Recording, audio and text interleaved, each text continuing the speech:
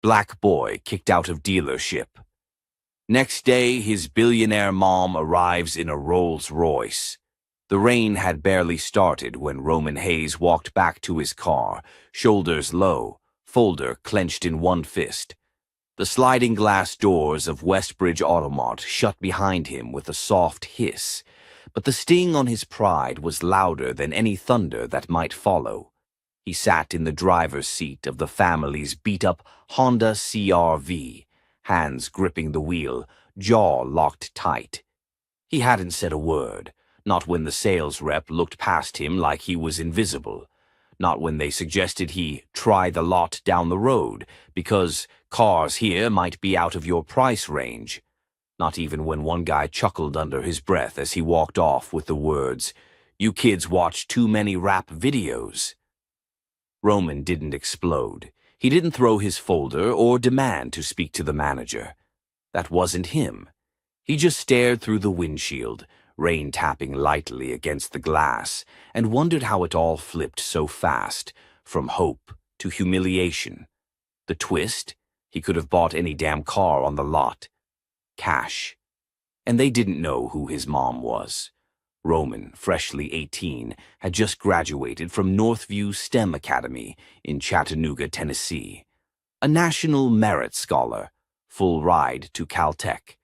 Quiet, focused, raised by a mother who taught him never to flaunt what he had, but always know what he was worth. He didn't grow up around excess, even if it was available. His mom believed in letting the world underestimate them, and then making it regret doing so. Which is why the next morning, when Dr. Sienna Hayes rolled her midnight blue Rolls-Royce Ghost into Westbridge Automart, the receptionist's hand froze mid-keystroke. The car gleamed like it had its own spotlight, untouched by the grime of the highway. It idled in front of the dealership like a warning. But that moment wasn't here yet. Not yet. Rewind 24 hours. Thursday, late morning. The sky hung heavy with moisture, summer storms brewing somewhere over the hills outside Chattanooga. Roman had been up since 6 a.m., combing through used hybrid listings, cross-checking VINs, calculating miles per gallon like it was his final project. He wasn't flashy, just practical. That morning he wore a gray zip-up, black athletic joggers, and some old white Adidas with frayed laces. Tucked under his arm was a blue plastic folder filled with 5 car listings, 3 Civics, a Prius, and a Ford Fusion Hybrid, each one under $18,000. All reasonable, all researched, all paid for if they'd just give him the time of day. As he walked into the glass-walled dealership off I-75, he held the door open for an older woman carrying car keys and Starbucks. She smiled. The receptionist inside didn't. "Can I help you?" she asked, eyes flicking up for a fraction of a second before returning to her screen. Roman gave a polite nod. "Yeah, I saw some listings on your site. Just wanted to take a look at a few of your used hybrids." He lifted the folder. "I printed out the details." The woman's eyebrows barely twitched. "Are your parents with you?" "No, ma'am. I'm the buyer." She stared at him for half a beat longer than she should have, then gave a tight smile. "Someone will be with you shortly." But no one came. He waited. 15 minutes. He stood by the glass, watching the lot outside. The silver Civic he'd researched, matching VIN, was parked right where it should be. He stepped outside toward it, folder in hand. That's when the red polo shirt showed up. "Can I help you?" the salesman asked. His name tag said Eric, but his tone said something else. Roman smiled faintly. "Yeah, just checking out this Civic. Saw it online. I have a few others, too." He offered the folder. Eric didn't even glance at it. His eyes were locked on Roman's windbreaker, his scuffed shoes. "We've had people come through here taking pics of cars, posting listings they don't own. Caused some trouble." "I'm not doing that," Roman said calmly. "I just wanted to see the car, maybe test drive it." You here with a parent? Number I'm buying for myself. Eric's lips curled. You have financing? I'm paying cash. Eric folded his arms. Look, man, I'm not trying to be rude, but we've had issues. What kind of issues? Roman asked, his voice still quiet. People wasting time, thinking they can get something they can't afford.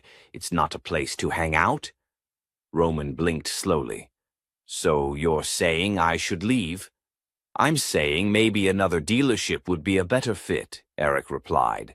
There's a used lot down the road. Might be more in your budget. Roman didn't move. He looked down at the folder in his hand, then back at the Civic. His jaw tightened.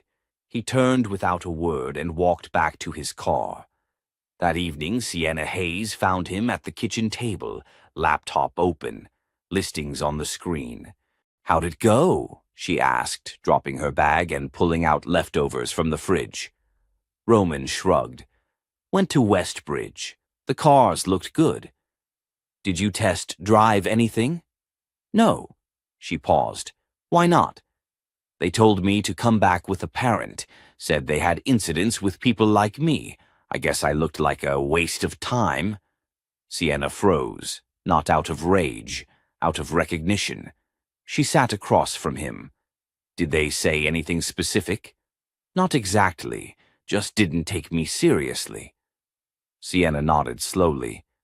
You said you were paying cash? Yeah. She exhaled through her nose and stood up, placing her hand gently on his shoulder. It's okay, Roman said. I didn't want to cause a scene. She didn't respond. Not right away.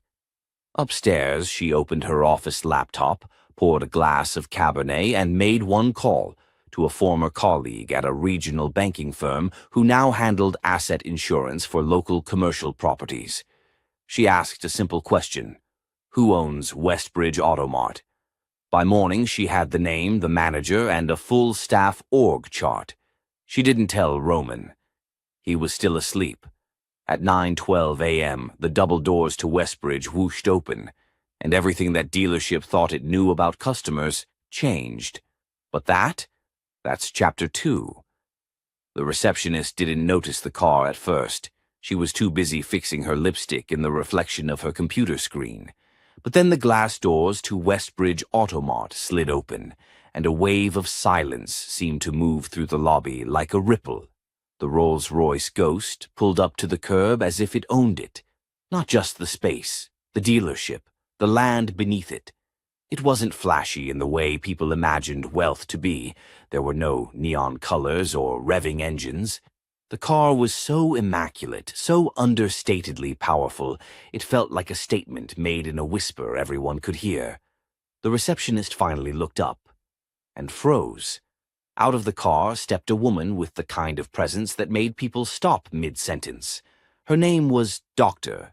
Sienna Hayes, 42, CEO of Mavros Biotech, a woman who had given TED Talks, sat on policy boards in D.C., and once negotiated a multi-million-dollar deal entirely in French. But right now she wasn't a doctor or a CEO or a leader in biotech. She was Roman's mom, and she was livid. Not in the explosive, yelling kind of way. No, Sienna's anger had edges so sharp it could cut through the room just by the way she stood. Navy pantsuit, heels that didn't make a sound on the tile, silver watch, and a face so calm it made people nervous. Good morning, she said, placing her handbag gently on the counter. The receptionist blinked. Good morning. Are you here for a service appointment? No. Sienna said. I'm here to speak with the general manager. Right away. Within 60 seconds, a man appeared from the hallway behind the showroom, pressed shirt, Bluetooth in one ear, fake casual smile already set in place. Dan Malcolm, mid-40s, general manager. The kind of man who'd survived this industry, not by being excellent, but by knowing when to shift the blame. Hi there, I'm Dan. How can I help you today? Sienna didn't shake his hand. You had an interaction with my son yesterday. Roman Hayes, 18, black, gray windbreaker. printed out listings from your site, came here with the intent to buy a car. Dan's smile froze for half a second before slipping into the usual corporate apology face. Ah, I think I remember him. There might have been a bit of confusion. I wasn't made aware of any issues. We get a lot of traffic. It's possible he misread. Sienna held up her hand. Let me stop you. He walked in prepared, respectful and financially ready to buy. He waited, was ignored, and then was told to try a different lot. Your sales rep never even looked at his paperwork. Dan's eyes flicked toward the receptionist, then back to Sienna. Well, if your son felt disrespected, I'd be happy to offer him a more personalized visit. Maybe I could walk him through our... That won't be necessary, she said. Her tone didn't change. That somehow made it worse. I don't want an apology, Sienna added. I want understanding. Because here's the part that should concern you, Mr. Malcolm. It's not just that you dismissed a paying customer. It's that you dismissed him because of how he looked, and that decision didn't just cost you a sale. It cost you your credibility. Dan swallowed hard. We're not in the business of discrimination. If anything came across that way, it wasn't intentional. You don't have to intend a thing to be responsible for it, Sienna said. You just have to let it happen. There was a beat of silence. Sienna reached into her bag and pulled out a black business card. Minimalist. Clean. Her name embossed in silver. She placed it on the counter like a final chess move. I didn't come here because Roman asked me to. He didn't even want me to. That's the kind of man I raised. But I came here because you need to understand something very clearly. Dan glanced down at the card. Dr. Sienna Hayes, Chief Executive Officer, Mavros Biotech. His breath hitched. Mavros wasn't just a biotech company. It was one of the most cutting-edge firms in the country, with government contracts, private research partnerships, and press coverage from Forbes to Bloomberg. Sienna leaned in slightly. Next time a young black man walks into your dealership with a folder full of listings, try seeing a potential customer before you see a stereotype. You didn't just lose a sale yesterday. You lost the trust of someone who has influence, power, and more eyes on her than you'll ever know. Then she turned, picked up her bag, and walked out. The only sound was the soft click of her heels and the low hum of the Rolls-Royce engine waiting patiently outside. Inside the dealership, no one spoke. Dan stood still for a full 30 seconds. Then he looked over at the receptionist. Was that the kid from yesterday? She nodded slowly. He was polite, real polite. Dan exhaled. Call Eric. Have him meet me in my office. Now. Back at home, Roman was on his third YouTube review video about used Priuses. He didn't know what had just gone down. He wouldn't find out until later. For now, he was just trying to make peace with the fact that, for all his prep, all his focus, all his effort, he still got brushed off like he didn't matter. But things were already shifting behind the scenes. Sienna wasn't the kind of woman who fought every battle. She was the kind who chose them carefully and made sure they ended on her terms. That day, she'd chosen this one, not because her son needed saving, but because the world needed reminding. And the next move? That was already in motion. Roman didn't know anything had changed. Not yet. He spent most of that day glued to his laptop, flipping between dealership listings and YouTube car reviews. He kept refreshing the same 3 tabs, Car Gurus, Kelley Blue Book, and his banking app, as if something new might magically appear. His folder sat on the table next to him, slightly crumpled now. He hadn't opened it again since yesterday. In his head, the conversation from Westbridge Automart replayed like background noise. The tight smiles, the tone, the look in the salesman's eyes that had nothing to do with logic and everything to do with assumption. But Roman had been raised to process, not explode. So he processed. He didn't hear the garage door open. Didn't notice his mom walk through the front door hours later, heels clicking softly against the tile floor. She passed the kitchen, paused when she saw him hunched at the dining table, then walked upstairs without a word. She didn't need to say anything yet. Roman was quiet, but Sienna could read quiet better than anyone. Meanwhile, across town, Dan Malcolm sat in his office, door closed, hands steepled beneath his chin. The black business card still sat on his desk, mocking him. He'd looked up, Dr. Sienna Hayes, the moment she left. Her LinkedIn alone read like a resume from a Marvel movie. Harvard, Stanford Medical, NIH Fellow, biotech patents, congressional testimony. It was one thing to misjudge a customer. It was another thing entirely to misjudge someone who could turn that mistake into a national headline, if she wanted to. Dan had seen people go viral for less. But that wasn't what shook him most. What got to him was how she never raised her voice, never asked for anything, never threatened lawsuits or reporters. She just looked him in the eye and made it impossible to unsee the mistake he'd made. He called in Eric. The salesman swaggered in like he didn't see the trap. Same red Crestview polo shirt, same clipboard, same smirk that had made its way into dozens of subtle rejections over the years. "You remember that kid from yesterday?" Dan asked. Eric gave a slight nod. "The one asking about the Civic?" "Yeah." "You turned him away?" Eric shrugged. "Told him to come back with someone who could actually buy." Dan didn't blink. He could actually buy. He had listings printed out. Cash ready. Bank verified. Eric chuckled lightly. "Well, he didn't look like it." Dan's voice dropped. "What exactly does someone who can buy look like to you?" Eric opened his mouth, then closed it. For the first time, the smirk slipped.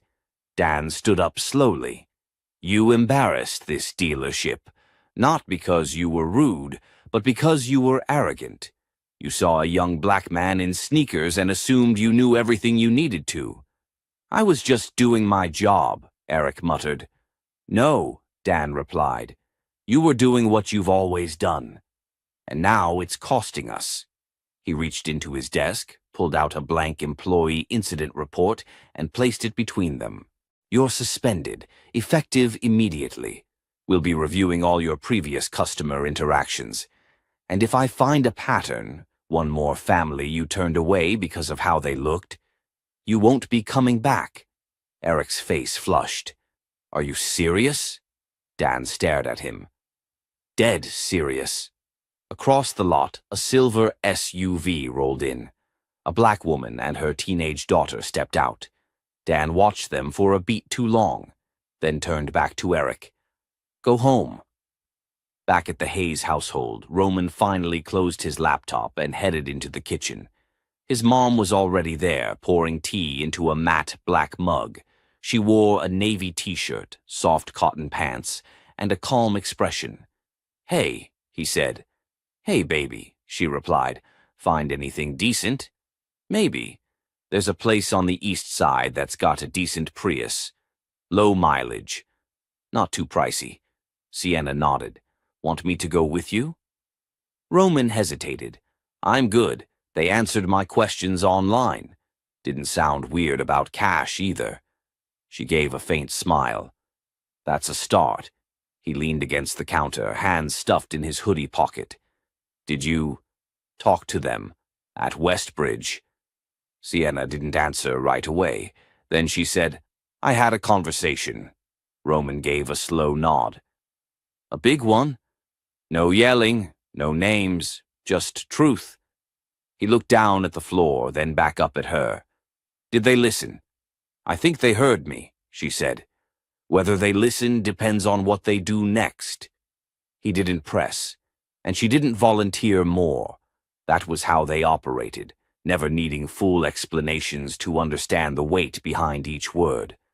"I didn't want it to be a thing," Roman said. "I didn't want to be that kid, you know?" Sienna stepped closer. "You weren't.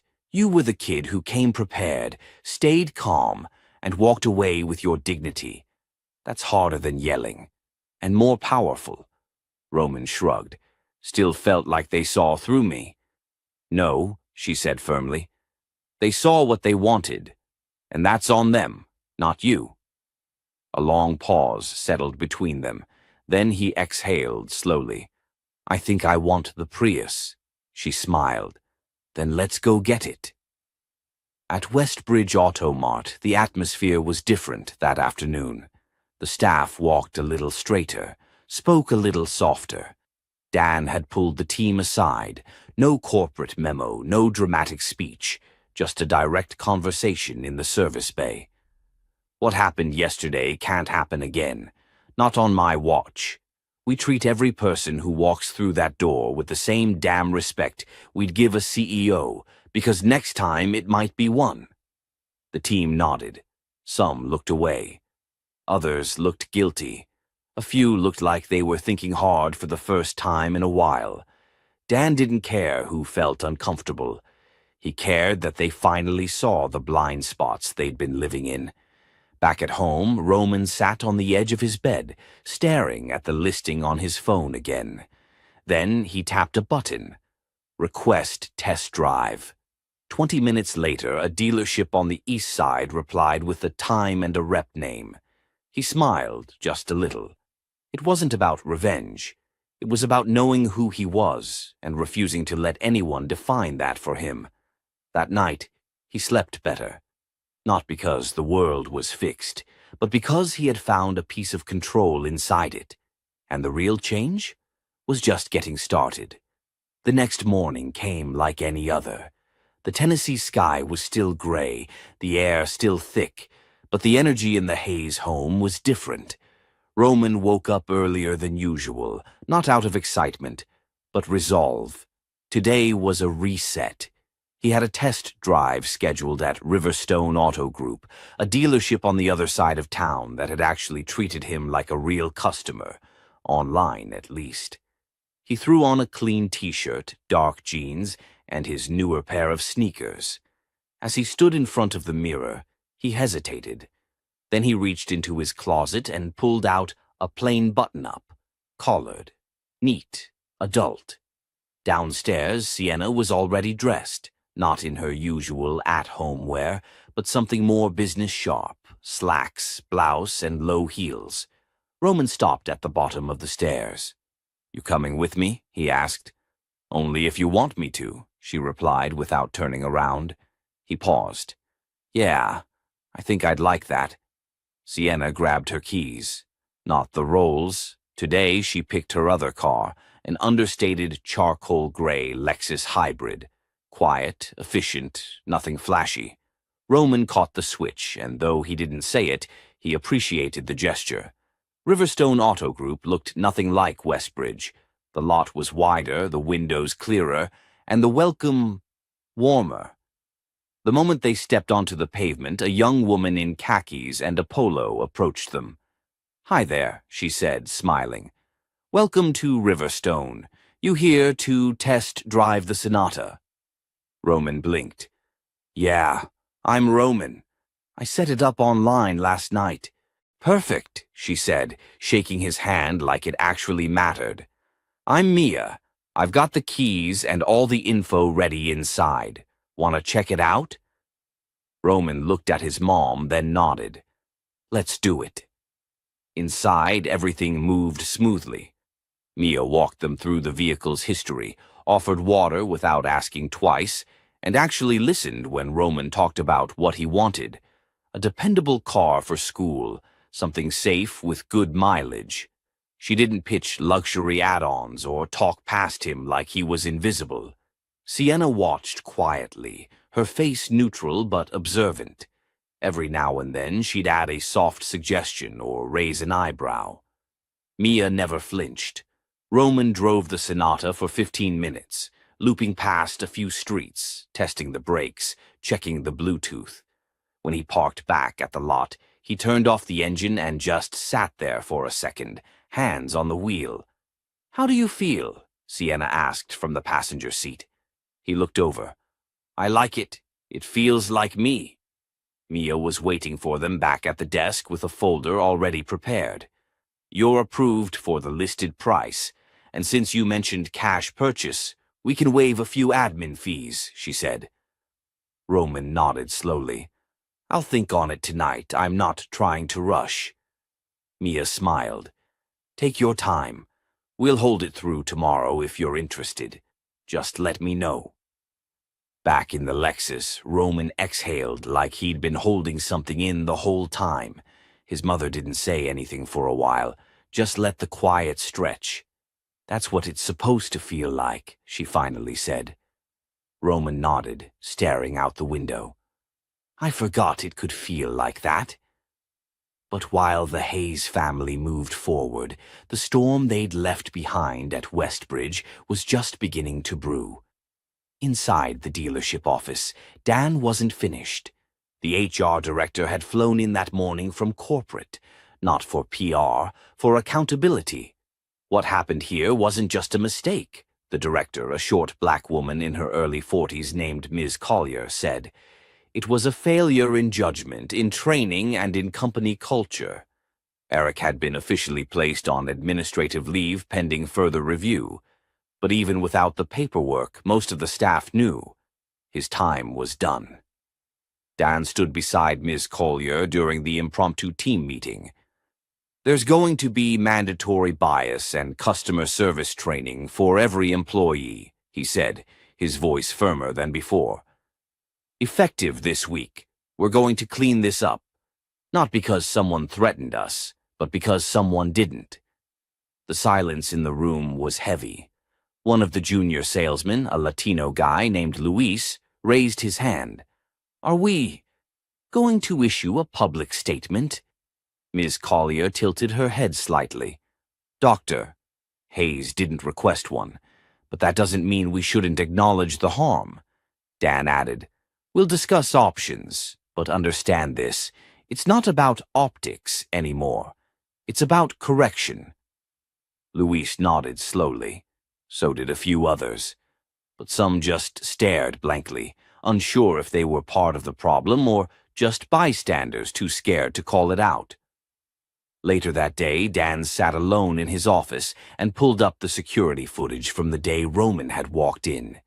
He watched it quietly, the way Roman had stood patiently, folder in hand, posture calm, the way Eric had barely looked at the papers, the way Roman had walked out without argument.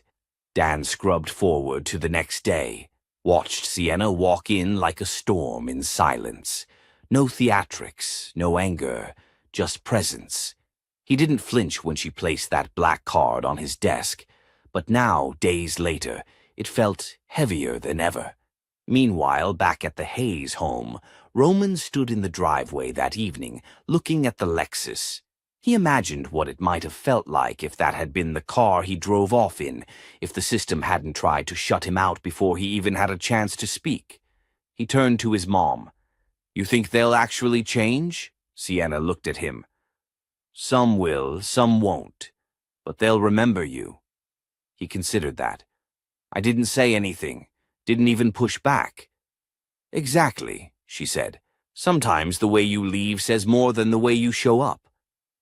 Roman didn't fully understand what that meant. Not yet, but part of him knew it was true. That night, he sat at his desk with the Sonata listing still open. The dealership had followed up with a polite email, thanking him for the visit and offering to hold the vehicle until noon the next day. He didn't respond yet. Instead, he opened another tab, Georgia Tech's orientation page, and scrolled through the checklist for incoming students. There were things to fill out, forms to sign, and prep work to begin. But now he was ready. Not just with a car, with something more important, a sense of control, and the clarity to never settle again for being unseen. By the following afternoon, the tension at Westbridge Auto had curdled into something bitter and hard to ignore. Word had spread not just through the dealership, but across local networks. A few whispers online, a couple of shared screenshots, and suddenly the incident with Roman Hayes was no longer just an internal embarrassment. It was becoming a story. Dan tried to stay ahead of it. He'd called in the staff again, this time to preemptively discuss damage control. But no one said much.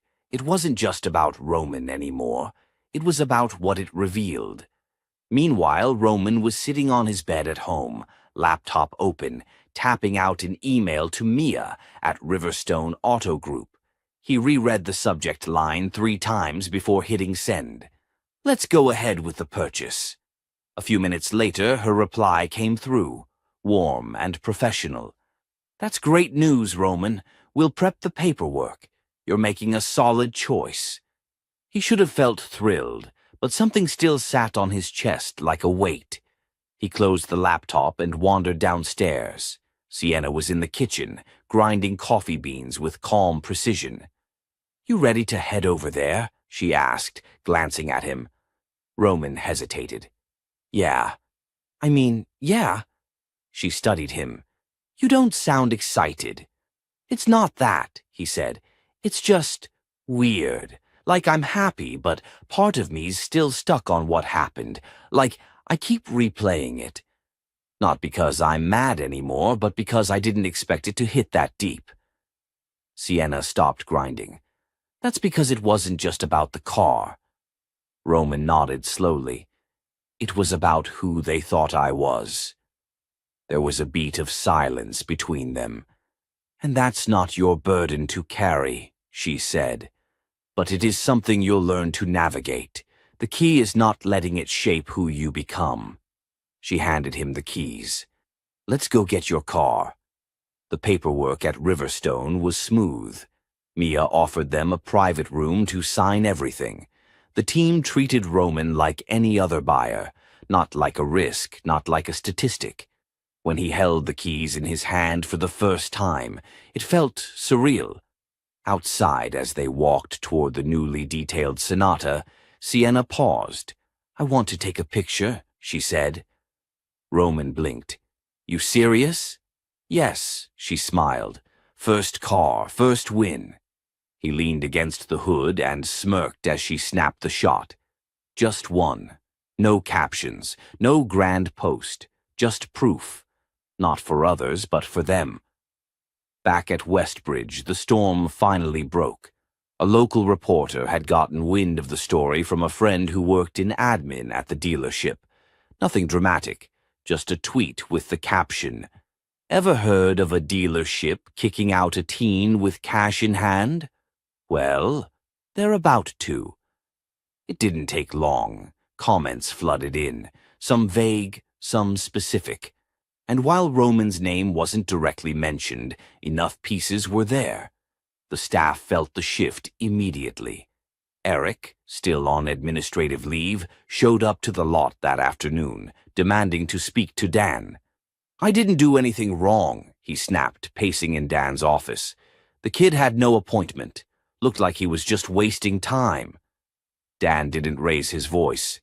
"You judged a customer before he said 10 words, Eric. That's not just bad practice. That's bias." Eric scoffed. "Oh, come on. You're gonna crucify me over one interaction." Dan stood. "Number, I'm addressing a pattern.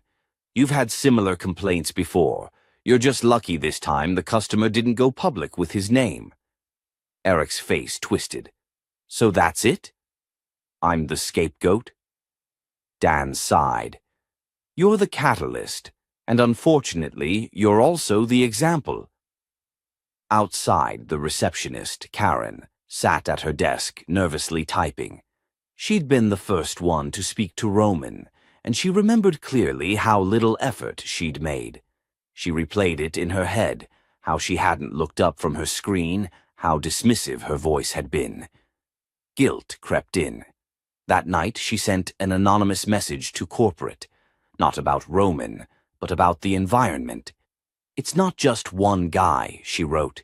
"We've been conditioned to assume who's serious and who's wasting time, and that assumption always tilts in one direction." Back at home, Roman sat on the back porch, the new car parked quietly in the driveway. He didn't take it out that evening, just sat with the moment. Elijah, his cousin, swung by with a six-pack of sodas and a grin. "Man, that ride is clean," Elijah said, nodding toward the Sonata. Roman smiled. "It's legit. Feels like mine." "You know people are already talking about it online," Elijah added. "Not you by name, but the whole situation. The dealership's getting dragged." Roman looked away. "I didn't want that." "I know," Elijah said, "but sometimes people need a mirror shoved in their face." Roman stayed quiet for a beat. "I didn't even tell them to apologize." "You didn't have to," Elijah said. "That's the power move." Inside, Sienna was on the phone, again. Not about the dealership, but with a national education nonprofit she advised part-time. They were discussing a new campaign highlighting youth resilience, and without using names, Sienna pitched the idea of showcasing a story about quiet strength. "Not every hero shouts," she told them. "Some just choose not to fight battles that aren't theirs, and still end up changing the room." When she hung up, she looked out the window. Roman and Elijah were laughing now, the tension of the week starting to lift. And for a moment she let herself feel proud, not just of the win, but of the lesson that had landed without ever being shouted. Because in the quiet spaces, change was taking root, and that was exactly where it needed to start. The following morning started out like any other, but the energy inside Westbridge Auto was anything but normal. The staff spoke in hushed voices, glancing toward Dan's office, where a closed-door meeting was underway. No one had to guess what it was about. The silence, the sudden shift in tone, it all pointed to one thing. Someone higher up had caught wind of the damage. Dan stood at the head of the small conference table, sleeves rolled up, jaw tight. "We're not just facing a PR issue," he said, voice calm but firm.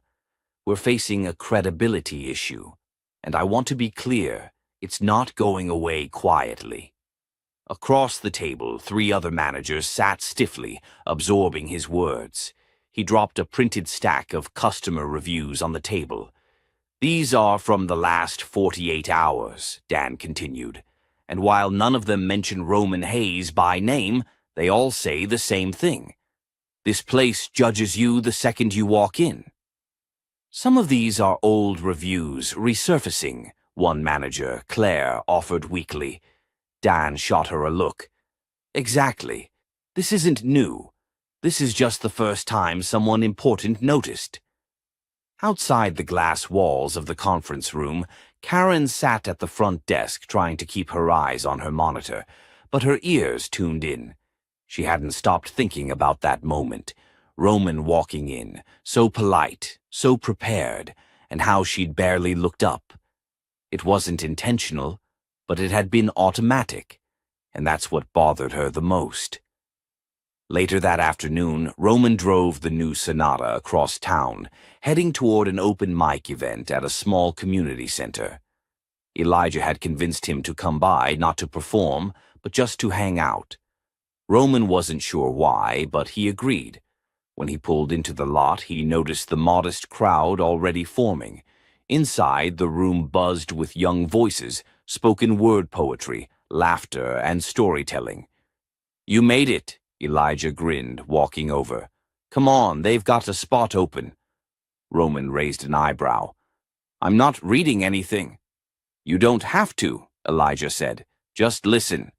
This is where people speak their truth." Roman nodded, feeling a strange calm settle in. For the first time in days, he wasn't navigating someone else's assumptions. Just people, raw and unfiltered, sharing stories. That's when something clicked. He realized what had been bothering him most wasn't just the rejection. It was the silence that followed. No apology, no acknowledgement. And maybe, just maybe, it was time to change that. Back at home later that night, Sienna sat on the couch, scrolling through her inbox. One email caught her attention. Subject line: Westbridge Media Inquiry. She opened it, brow furrowing. A journalist from a local podcast wanted to speak with her, asking if she'd be willing to comment on an incident involving a dealership and her son. No names had been published yet, but somehow the dots had connected. She stared at the screen for a long time. When Roman came down to grab a snack, she looked up. "Hey, someone reached out," she said casually. "Media?" Roman asked, catching on quickly. "Yeah, podcast. Wants to talk." Roman paused. "What did you say?" "I didn't reply yet," she said. "I wanted to ask you first." He sat beside her. "I don't want to be the face of something just because people are mad for a week." "I get that," she said. "But this could be more than a moment." Roman thought for a beat. "What if we tell the story but make it bigger than me?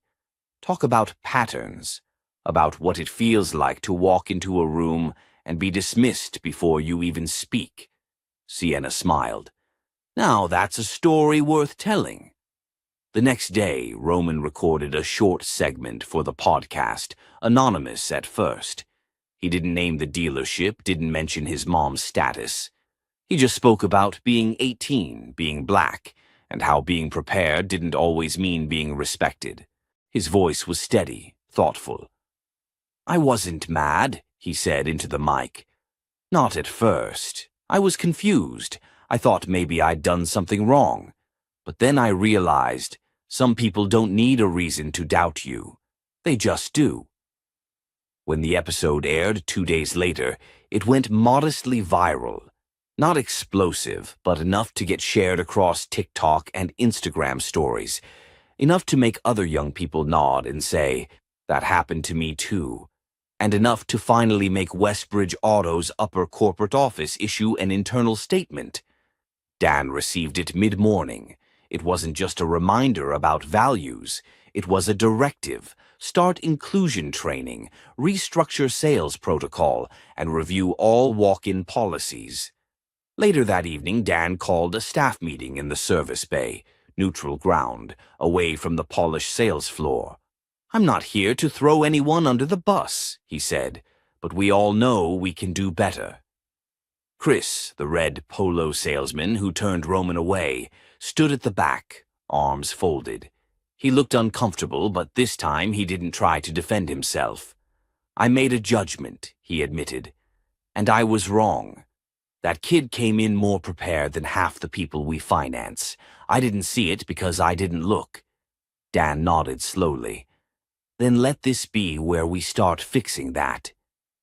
Meanwhile, across town, Roman walked out to the driveway, keys in hand, watching the last light of the day fade across the hood of his Sonata. He didn't smile. He didn't pose.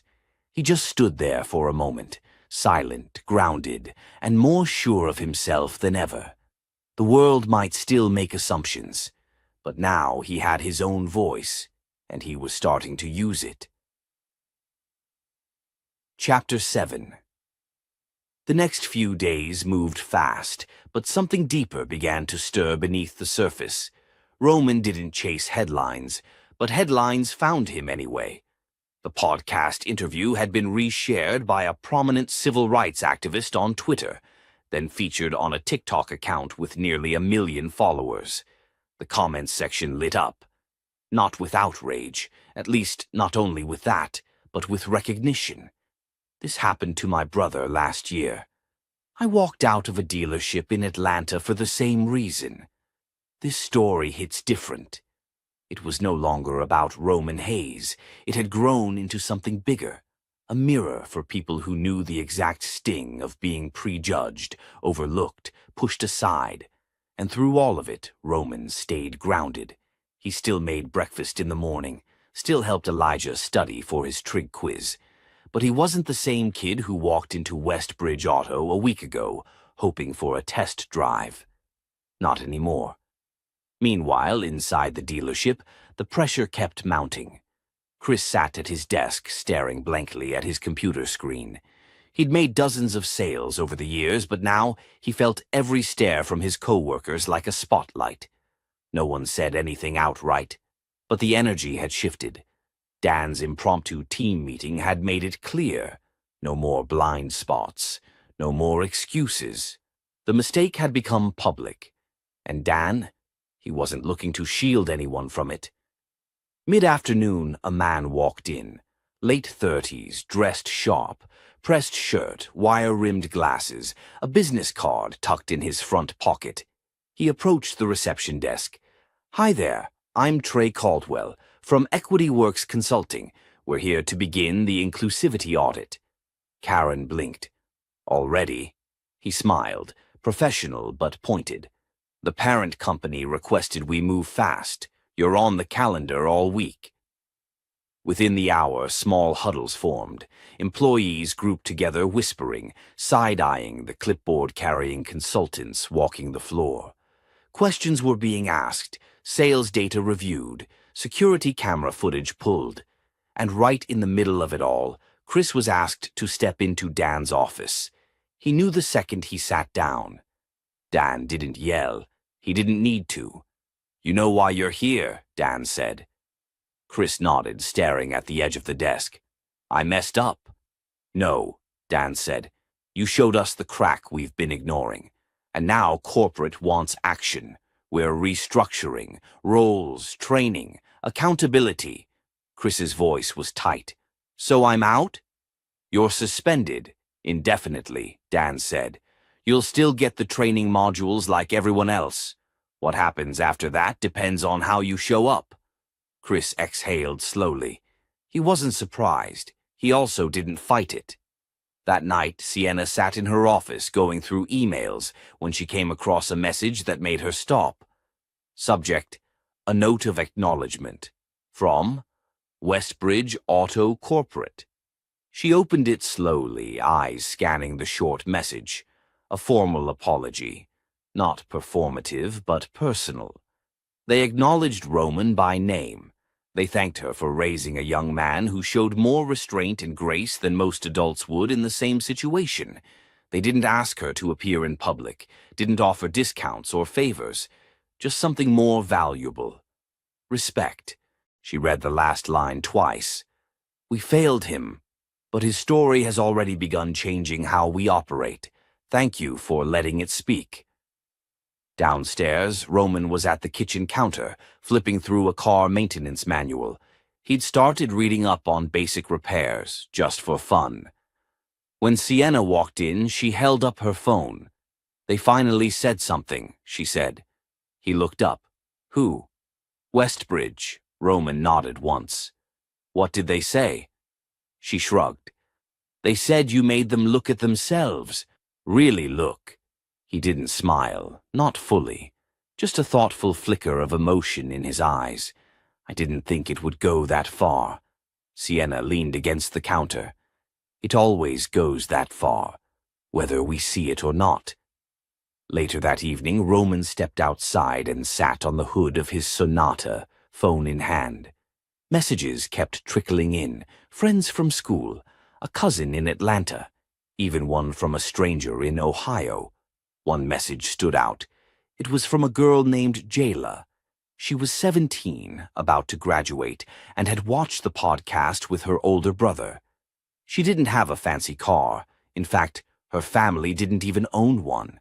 But she wrote, "Hearing your story made me feel like I belong in places I thought were off limits. Thank you." Roman read it 3 times. He didn't reply right away. He just stared out at the quiet street, the glow from the porch light casting long shadows over the driveway. In that moment, he understood something new. The real win wasn't the car. It wasn't even the apology. It was the ripple. The change he hadn't planned for, but welcomed all the same. He was no longer invisible. And more importantly, neither were the others who saw themselves in him. The next day, Roman and Sienna drove across town to meet with a nonprofit director at a youth empowerment group. They wanted to invite Roman to speak at a mentorship workshop for high school boys. "I don't know if I'm the right person for that," Roman said on the way there. Sienna glanced over. "You're exactly the right person, not because you had something unfair happen to you, but because you handled it with clarity." Roman looked out the window, taking it in. He didn't want to be famous. He didn't want interviews or a platform. But maybe, just maybe, he could lend his voice where it mattered. Not for credit, but for change. And that, he realized, was something he'd carry far longer than any car ever could. Roman stood on the stage of a modest community center gym in South Nashville. The folding chairs in front of him were filled with teens, mostly young black boys, a few Latinx and white students too, all from different neighborhoods, but sharing the same look in their eyes: quiet defense. The look kids wear when they've had to grow up navigating assumptions before they even speak. He wasn't nervous. Not anymore. The mic in his hand felt less like a spotlight and more like a baton. Something to pass on, not hold. He cleared his throat and began. I didn't come here today to tell you I handled everything perfectly. I didn't come to brag about a car or how people change their minds. I came because I know what it's like to walk into a room and feel like you have to prove you deserve to be there. The room went still. A couple kids leaned forward. One crossed his arms tighter but didn't look away. That morning I didn't yell. I didn't argue. I just left. And for a while I felt like I'd failed, like maybe I should have done more. He paused, choosing his next words with care. But I learned something after that. Sometimes the quietest actions echo the loudest. Sometimes dignity, your dignity, is louder than any insult. He looked out over the crowd, his voice steady but low. And sometimes people need to be reminded of who they're dealing with. The crowd didn't erupt. It didn't need to. There was a shift, though, a crack in the walls these boys had been forced to build too early. Roman handed the mic off to the organizer and stepped down, greeted by a ripple of nods, fist bumps, even a few thanks. In the back of the room, Sienna watched with a pride she didn't need to voice. She had raised a son who didn't need to be the loudest in the room to own it. That evening, back at home, they sat on the front porch. The sky was soft, streaked with pinks and oranges, the cicadas buzzing in rhythm with the distant hum of cars. Roman sat cross-legged on the porch swing, sipping sweet tea. Sienna scrolled on her phone, then looked up. They posted a follow-up. Who? Roman asked. Westbridge, their corporate page, a full statement, real accountability, not just PR stuff. She handed him the phone. Roman read it silently. The post didn't just mention his name, it described the broader changes the company was implementing. Internal training, new leadership policies, a commitment to working with local youth empowerment groups. They actually did it, he said quietly. Sienna nodded. You did it, by being exactly who you are. He handed her the phone back, and they fell into a comfortable silence again. Later that night, Roman sat in his room, the Civic parked outside, reflecting the last bit of moonlight. His inbox was flooded with messages again. One stood out, a letter from a high school senior in Kansas. I used to think people like me didn't belong in certain places. After your story, I walked into a dealership yesterday and asked for a test drive. They gave it to me. No hesitation. Maybe it wasn't a big deal to them, but it was everything to me. Thank you. Roman leaned back in his chair, letting the words settle. He wasn't trying to be a symbol, but maybe that's exactly why it worked. Meanwhile, Dan sat alone in his Westbridge office.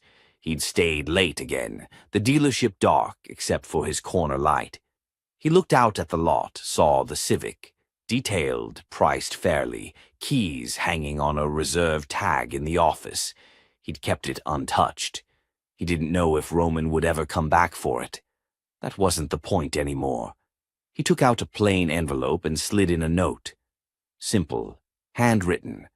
To Roman Hayes, you reminded us that perception isn't reality, and that the people we overlook today may be the very people who help us see clearer tomorrow. With respect, Dan Grissom. He sealed the envelope and placed it in the outgoing mail tray.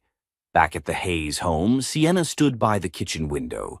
She looked out at her son, sitting on the hood of his car, earphones in, watching the sky. The same sky she used to stare at when she worked 3 jobs just to keep the lights on. Back when people told her she'd never make it, that she was too ambitious, too intense, too black, too everything. But here they were, not because the world handed it to them, but because they didn't wait for permission to take up space. The next morning, Roman went for a drive. Not far, just a loop around the neighborhood. He didn't blast music. He didn't film himself. Just him, the road, and the soft hum of a reliable engine beneath him. He stopped at a light near the school where he used to volunteer for robotics club. A group of kids waited to cross the street. One boy noticed him, did a double take, then smiled and pointed. Roman rolled down the window. "You the dealership guy, right?" Roman grinned. "Something like that." The boy nodded, then ran to catch up with his group. Roman sat for a second, the light turning green. He wasn't famous, but he'd become something rarer, respected, and that would always matter more. As the screen fades to black, a message lingers. Dignity doesn't need volume, and power doesn't always come from shouting. Sometimes the strongest thing you can do is show up, speak truth, and leave a door open for the next person who looks like you. If this story moved you, share it. Let it remind others that quiet strength is still strength, that the way we treat people matters, and that real change begins when we stop assuming and start seeing. Subscribe to the channel for more real stories that inspire, challenge, and remind us who we are.